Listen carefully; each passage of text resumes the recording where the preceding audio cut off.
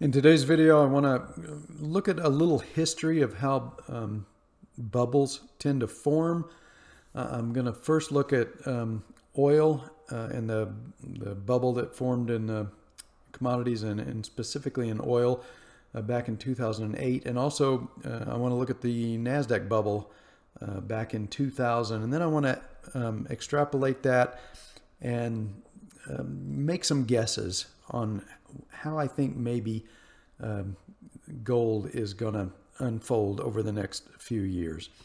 So one of the things I've noticed from studying some history is that there's almost always, well, first off, there's a long period of time where the fundamentals will push price higher, and you get more and more traders kind of get on the bull bandwagon.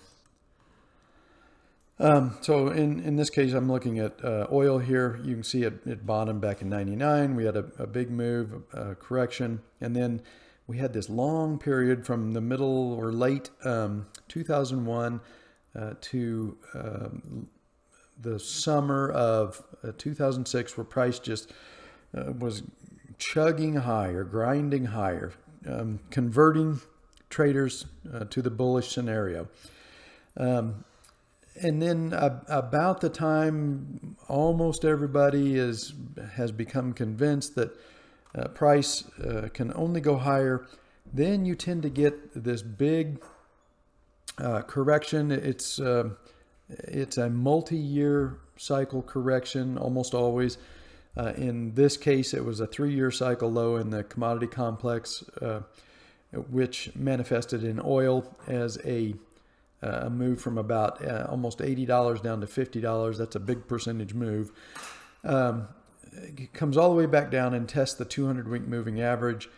That scares everybody. It calls into question the theory that we're in a long-term bull market.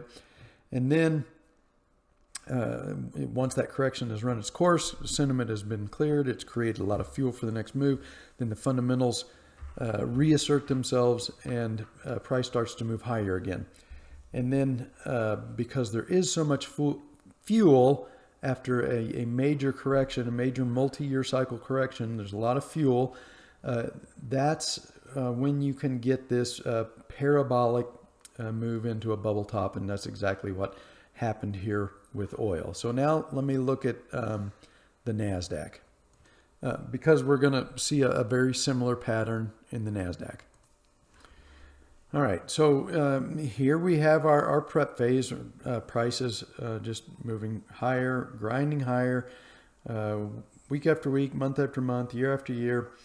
And then we get our drop into that. In the case of stocks, it's a 4-year cycle low. This was the Asian crisis, the long-term capital management collapse. And this doesn't look that big on the chart, but this is a 35% bear market, and it unfolded pretty quickly. This was a 4-year cycle low, came down to test the 200-week moving average. Calls into question whether or not this bull market is still alive, builds the fuel, and then the fundamentals reassert. The internet was changing the way business was being done. And so the market starts back up again. And again, you've got a lot of fuel, a lot of people, on the wrong side of the boat. A lot of people got negative here. So there's a lot of fuel to drive this move, a lot of people to chase. And that builds the fuel for this final parabolic blow off top. So now let's look at the gold market and see if I'm going to make some guesses on how I think this might play out, because I think there is going to be a bubble phase in gold. I do think gold is going to go somewhere between $7,000 and $10,000 before the final top. Silver, I've said many times that $100 silver is going to be a piece of cake. Doesn't mean it's going to happen this year or next year, but I think it's definitely going to get there.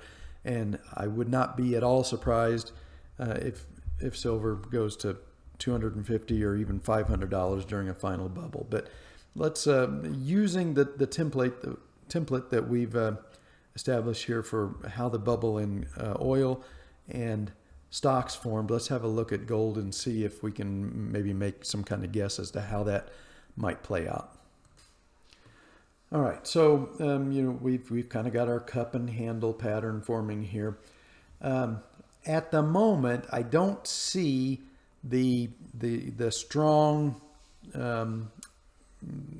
upward bias that builds that bullish sentiment that sets the stage for the correction into the multi-year cycle low, and then that's the fuel for the move out of that multi-year cycle low that produces the bubble phase. So I think we probably have to break out above this top, and I think get a decent move. I would think at least to 2300, maybe as high as 2500 or even 3000, and then at that point I think the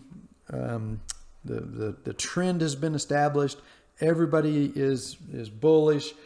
And then I think that is the point at which we could get that multi-year cycle low. In gold, it would be an 8-year cycle low. That would be the point at which I think we could get that 8-year cycle low that would cleanse sentiment, get everybody on the wrong side of the boat. Then the fundamentals would reassert once the move into the 8-year cycle low is over. And then coming out of that, we could get our final bubble phase like we did in the Nasdaq and in oil. So I'm watching how we come out of this. I think we've got an intermediate cycle low right here. So I've noted this in the past that in order to get a sustained breakout, you have to test the resistance zone pretty early in the intermediate cycle. If you can do that, then the odds of a sustained breakout are good. If you do it late in an intermediate cycle, then usually you don't get a sustained move. That's kind of what happened coming out of this intermediate bottom. It just took too long to get up here, test this top, and so we, even if gold had been allowed to make a breakout here, it probably wasn't going to produce a sustained move. It was just way too late in the intermediate cycle. Sentiment had gotten a little too bullish. And so, back down we go.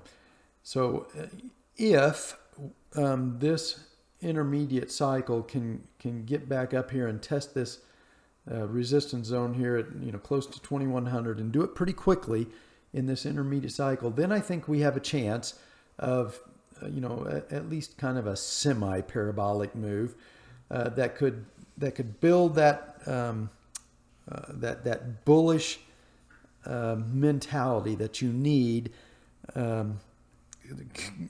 in order to then produce that really severe corrective move into that multi-year cycle low that then sets the stage for the bubble.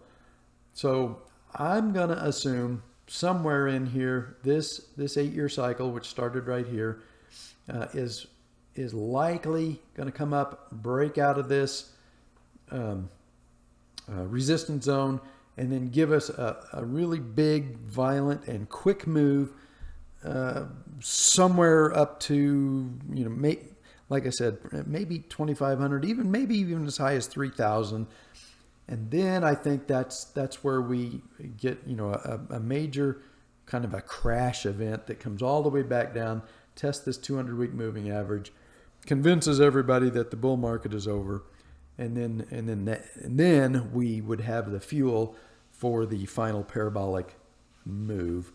And this 8-year cycle low bottomed in more or less 2016, so the next one would be due in 2024. So I think we've got to do it here it's got to do it within the next year. We need to get this breakout and this big strong push that gets everybody on the bull side. It's got to do it between now and next summer, and then we would set the stage for the kind of a crash event down into that 8-year cycle low that builds the fuel for the final bubble phase. So that's kind of my feeling is somewhere in the next year, we probably need to come out and we're going to get a breakout above this and a really strong push that gets everybody bullish. And then we will set the stage for the correction and then the final bubble phase after that.